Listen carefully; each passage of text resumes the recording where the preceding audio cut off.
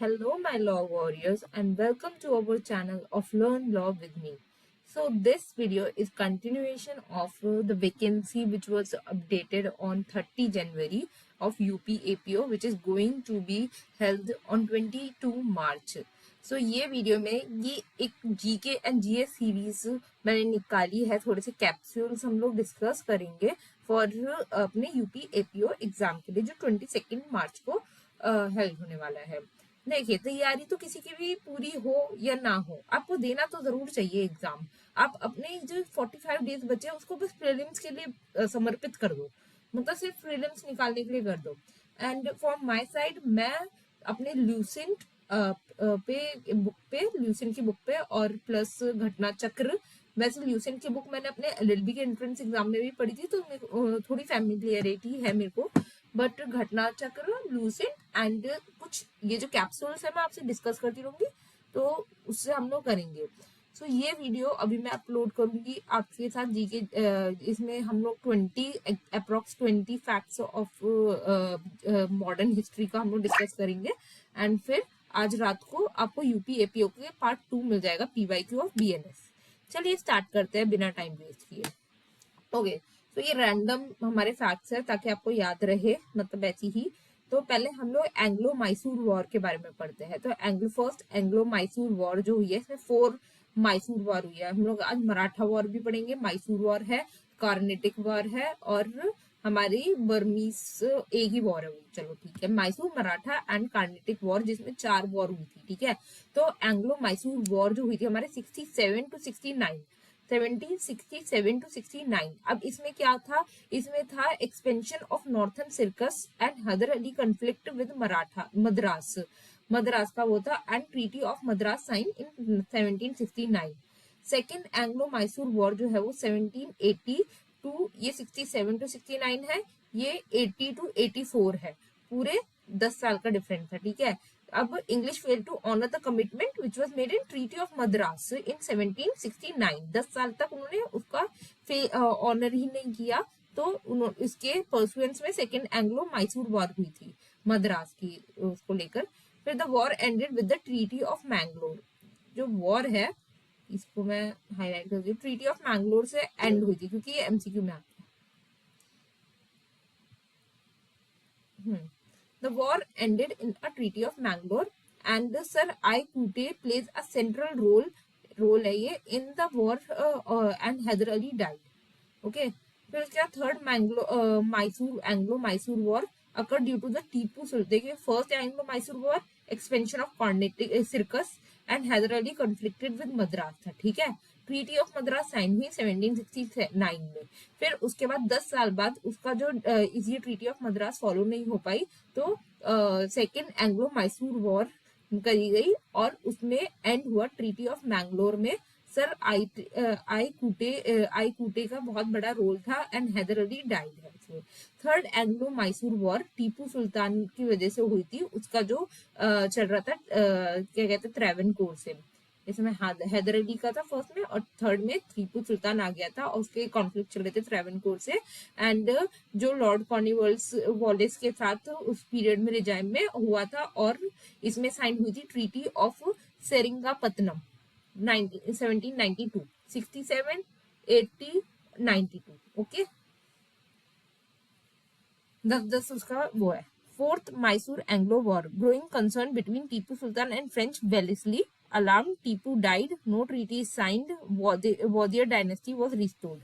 ठीक है, याद रहेगा ये 4 एंग्लो मैसूर वॉर। पहले में ट्रीटी ऑफ मद्रास 1769 साइन, दूसरे में हमारा ट्रीटी ऑफ मैंगलोर साइन, तीसरे में हमारा ट्रीटी ऑफ सेरिंगापत्तनम साइन, और चौथे में कोई ट्रीटी नहीं थी पर Wodeyar dynasty was restored to Madras.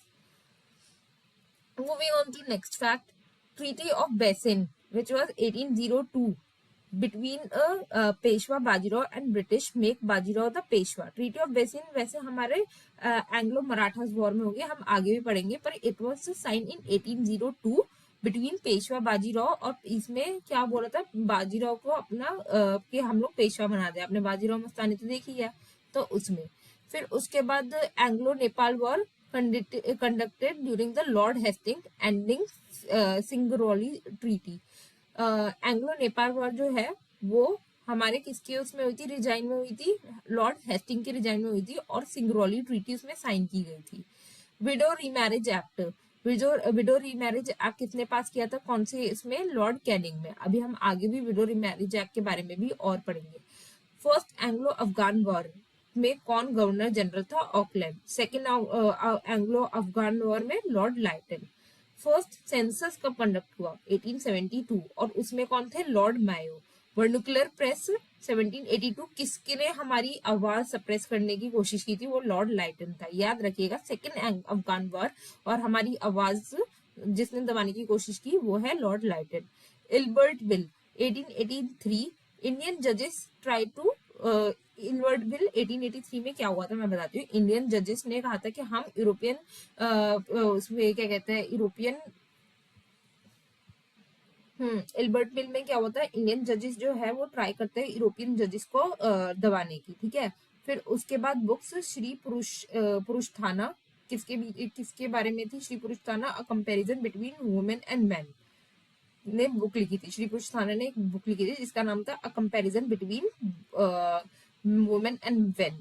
इसको याद करने का है, पुरुष और मैन, ठीक है। पंडिता रामाबाई ने हाई कास्ट हिंदू वुमेन, ठीक है। इसको पुरुष बिटवीन, इससे आपने याद किया पुरुष मेन, और पंडिता रामाबाई बहुत हाई कास्ट वुमेन थी, तो ऐसे याद कर लीजिए। बेगम रुकैया शखावत सुल्तान ड्रीम्स और मोतीचूर और स्प्रिंग ऑफ स्वीट पर्ल्स जैसे उन्होंने वो लिखी। अब देखिए, जब ये जैसे एक क्वेश्चन दे रखा है, who wrote Sultana dream. Sultana dream ना, सुल्ताना ड्रीम एक फीमेल मतलब लीड के बारे में है। वो उटोपिया मतलब एक फीमेल से रूल्ड उटोपिया, एक लैंड है वो फीमेल रूल करते हैं, ऐसा उटोपिया मतलब आप अपनी इमेजिनेशन है, ये फिक्शनल है, मतलब ऐसे वो नहीं है। और वो जो लैंड है वो लेडी लैंड कहलाती है, ठीक है। फिर पद्मरग एसेंस ऑफ द लोटस। फिर अबार्धभाषिणी कन्फाइंड वुमेन। देखिए लास्ट टू तो नहीं है पर ये जरूर जाने है, श्री पुरुष था ना, discrimination comparison between women and men, and Pandita Ramabai high caste और हाई हिंदू वुमेन। फिर Indian national liberation foundation INLF founded by Sundarnath Banerjee, changes made by the Congress of, ये इसका ये क्वेश्चन था कि who founded the Indian national liberation foundation, okay.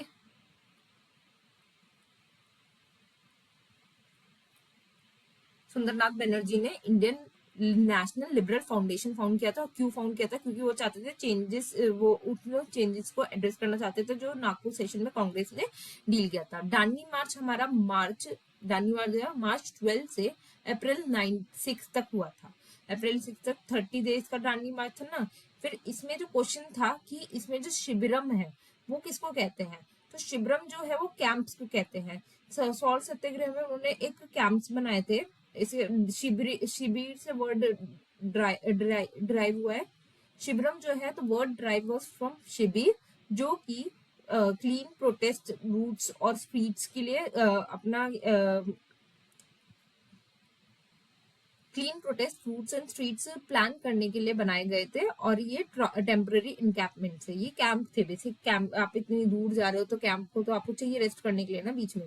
Now move on to next, Delhi proposals. Delhi proposals हमारा किसने दिया था, मुस्लिम लीग ने दिया था इन 1927। इसमें कितना रिप्रेजेंटेशन मांगा था मुस्लिम ने, इसने 1/3 रिप्रेजेंटेशन मांगा था। क्या मोटिव था इसका, इसका था joint electorates in place of separate electorates की वो होना चाहिए, और relinquishment of the rights to reserve Muslim seat. इसने अपना मुस्लिम सीट्स का रिजर्वेशन मांगा था।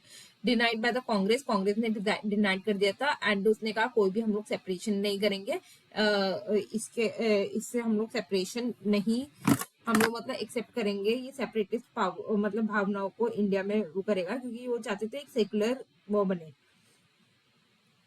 सेकुलर स्टेट बने, ठीक है।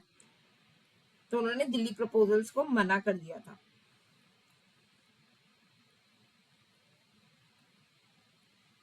तो कांग्रेस जो है उन्होंने दिल्ली प्रपोजल को एक्सेप्ट नहीं किया। बट कांग्रेस लेटर जो है उन्होंने नेहरू रिपोर्ट ड्राफ्ट की इन 1928 में, और फिर इन्होंने इस सेपरेट आइडिया को रिजर्व सीट्स ऑफ मुस्लिम्स को डिनाई कर दिया।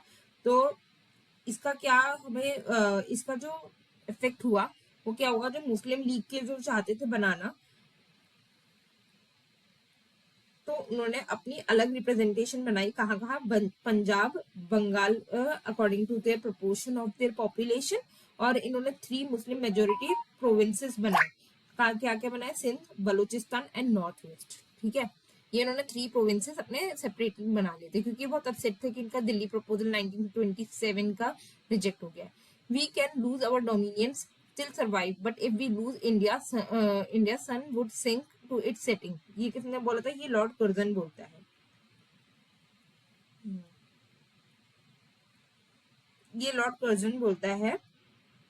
कॉन्टेक्स्ट क्या है कि 20वीं सेंचुरी में ब्रिटेन एक high power of imperial power में था। हाई मतलब उस पे था, ठीक है। और white settlers colonies like Canada, Australia और साउथ अफ्रीका वो भी ऑटोनॉमी वो कर रहे थे। तो कुर्जन हाईलाइटेड कि India remain the true foundation of British empire. Curzon कहते हैं कि इंडिया जो है वो ब्रिटिश एम्पायर की कॉलोनीज ट्रू कॉलोनी रहेगी, क्योंकि इंडिया तो सोने की चिड़िया मांगते थे, उसके पास बहुत इकोनॉमिक वैल्यू थी और वो थी मिलिट्री मैन पावर थी, तो उससे सारे रिसोर्सेज चूसना चाहते थे। इसलिए बोलते हैं वो कि हम अगर इंडिया को लूज कर देंगे तो the sun would set in the settings. Battle of Ambur, battle of Ambur Muzaffar Jung, Chanda Sahib और फ्रेंच के बीच में हुई थी। इन्होंने अनवारुद्दीन को हरा दिया था। डच फैक्ट्रीज कहाँ का एस्टेब्लिश हुई थी, अरे डच फैक्ट्रीज एस्टेब्लिश हुई थी मसूलीपट्टनम और कराईकल में। Now move on to next, Carnatic war 740 to 763। देखिए, फर्स्ट कर्नाटिक वार हुई थी एक्सटेंशन ऑफ ऑस्ट्रियन वार के लिए, और एंड हुई थी, इन्होंने ट्रीटी साइन की थी एक्सला चैपेले। सेकंड कर्नेटिक वार हुई थी बैटल ऑफ अंबर, मैंने आपको बताया भी किसके से बीच में हुई थी, मुजफ्फर जंग, चंदा साहिब और फ्रेंच जो अनावरुद्दीन को वो कर देते हैं। ड्यूप्लेक्स जो है गवर्नर जनरल ऑफ फ्रांस है। इसका थोड़ा मैं कॉन्टेक्स्ट आपको बताती हूँ।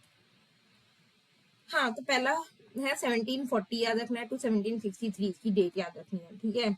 ये 3 मिलिट्री कॉन्फ्लिक्ट के बीच में हुई थी, ये ब्रिटिश और फ्रेंच के बीच में हो रही थी। यहाँ मुजफ्फरजंग और चंदा साहिब और फ्रेंच जो है वो तीनों मिले हुए थे, ठीक है। बैटल ऑफ अंबर जो है वो सेकंड में हुई है, और एक्सला चैपेले जो है वो फर्स्ट कार्नेटिक वार के एंड में साइन हुई है, और सक्सेसर जिसमें डिसाइड हुआ। डुप्लेक्स जो है फ्रेंच गवर्नर बना है लास्ट, मतलब सेकंड, मतलब जब सेकंड वर्ल्ड वॉर वो कार्नेटिक वार एंड हो रही थी। एंड थर्ड कार्नेटिक वार में बैटल ऑफ वेंडी वॉर 1760 में एंड हुई थी which signing of treaty of Paris 1763। ठीक है, ये टेबल आपका शॉर्ट फॉर्म है, याद रखिएगा। ट्रीटी वो बैटल ऑफ अंबर सेकंड में है, फिर उसके बाद Aix la Chapelle first Carnatic war में है, एंड थर्ड कार्नेटिक वार में बैटल ऑफ वेंडी वॉर है। First Anglo Marathas war ended by the treaty of सेल्बाई।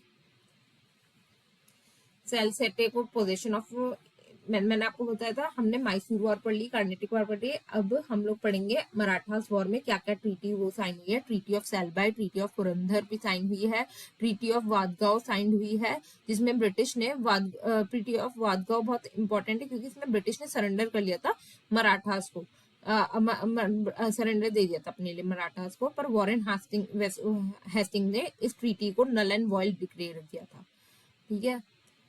Second Anglo Maratha war, treaty of basin, मैंने आपको बताया था अभी 1890, जिसमें पेशवा ने साइन किया था कि उसको बाजीराव को पेशवा बनाया जाए। पेशवा को रिसीव हुई थे 6000 troops infantry. Peshwa surrender Surat as well and seek extra territory. It played important role in leading to third Anglo Maratha war. Treaty of Bassein की बात हो रही थी, ठीक है।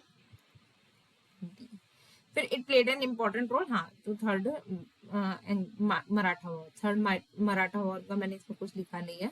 रिंग फेंस पॉलिसी, ये बहुत पूछी जाती है, वॉरेन हेस्टिंग्स ने डिजाइन की थी अगेंस्ट मराठास एंड अफगान के। और इसमें क्या होता है, बफर स्टेट बनाते हैं अराउंड कंपनीज अपना दूसरी टेरिटरीज के अराउंड बफर स्टेट बनाते हैं, and it was used against outside आर्मीज।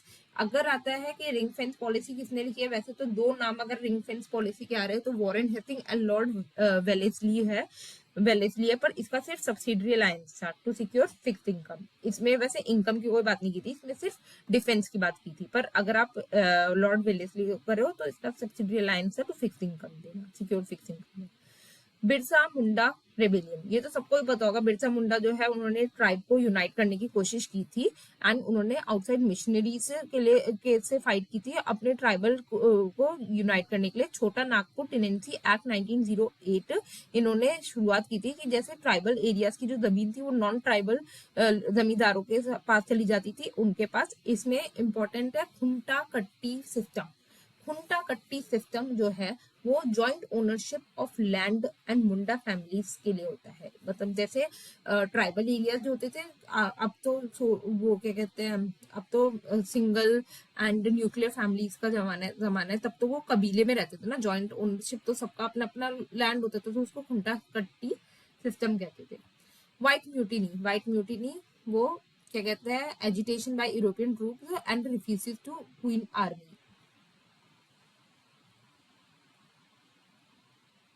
विडोरी marriage मैंने आपको बताया था अभी ऊपर, वो प्रोफेसर धोंदो केशव खारे इसके नाम एसोसिएटेड है। एक सेकंड मैं इसका क्वेश्चन आपको पढ़ के बताती हूँ। हाँ, तो क्वेश्चन था who of the following associated with the widow remarriage and was considered as a secretary of the widow remarriage association, open widows home in Poona and to provide vocational training in high caste widows. तो इसका answer था professor धोंदो Keshav खारे। जो white mutiny है ना, इसका जो question था इसका था white mutiny India is best described as, तो इसमें था agitation by European troops East India company over loss of batta allowances and compulsory transfer of crown service. तो इसमें यूरोपियन जो ट्रूप्स थे जो इंडिया में थे उन्होंने क्वींस आर्मी के लिए वो, क्योंकि ईस्ट इंडिया कंपनी जो है वो ट्रांसफर हुई थी क्वींस आर्मी के लिए, तो उन्होंने ये इसके लिए आवाज उठाई थी कि नहीं चाहते। एंड इसमें लॉस ऑफ बट्टा अलाउंसेस था and compulsory transfer to crown service, क्योंकि हमने क्राउन टू कंपनी सर्विस करा था, ये भी तो हुआ था ना पहले, तो इसमें था। ये आप एक बार खुद थोड़ा पढ़ लीजिएगा, ठीक है। यंग बंगाल मूवमेंट जो हमारा एशियाटिक सोसाइटी लीड्स करता है, यंग बंगाल मूवमेंट लेट 1820 और 1830 से है। क्वेश्चन है with reference to the young Bengal movement led by the Henry Vivian Derozio, consider the following. The movement drew inspiration from the American War of American War of Independence, नहीं, ये French revolution से हुई थी। French revolution के idea of freedom, struggle and independence and liberty and equity, ये सारे ideas इसके inspires है, ठीक है। फिर the Derozians supported women's education and demanded freedom of press and trial by jury. तो यस, इसमें ऐसे रिफॉर्म्स थे। Derozians were widely successful in mobilising peasants and creating lasting mass based movements. No, radical ideas थे but it was not lead to success mobilising peasants and creating lasting mass based movement. थोड़ा radical changes तो थे but उसमें ऐसे peasants के लिए वो नहीं था कोई भी। Now move on to next. तो ये बुक्स के नाम ही है, प्रेस के नाम है। किसान फागुजी बंसत ने निराशित हिंद नागरिक रिलीज किया था, वितल विधानवाचक एंड मयूर पत्रिका। किसान फगुजी, याद रखिएगा, निराशित एंड हिंद नागरिक, किसान फगुजी निराशित हिंद नागरिक। फिर गोपाल हरि देशमुख प्रभाकर एंड सावित्री बाई फूले सुबोध रत्नाकर। तो ये तो हमारे 20 क्वेश्चंस आज के। मैं एक और बात आपको बताना चाहती हूँ, चलिए मैं आपको नेक्स्ट उसमें ही बताऊंगी क्लास में। तो ये थी हमारे आज के 20 questions of modern history. Hope आपको अच्छे लगे हों एंड आप मेरे साथ रिवाइज कर रहे हो एंड आपकी पढ़ाई अच्छी चल रही हो। एंड अगर आप इस वीडियो में यहाँ तक अगर आपने मेरी वीडियो देखी है तो प्लीज नीचे कमेंट करके बताइए, क्योंकि मुझे ऐसा लगता है जैसे मेरी वीडियो सही में कोई देख ही नहीं रहा है। तो अगर आप मेरे साथ भी तैयारी कर रहे हैं, आप इस वीडियो तक इधर तक आए हैं, तो प्लीज नीचे कमेंट करके बताइए। एंड बाकी अब हम यूपी एपीओ के PYQ अगली वीडियो रिलीज करेंगे, तो stay tuned. Okay bye and please subscribe my channel.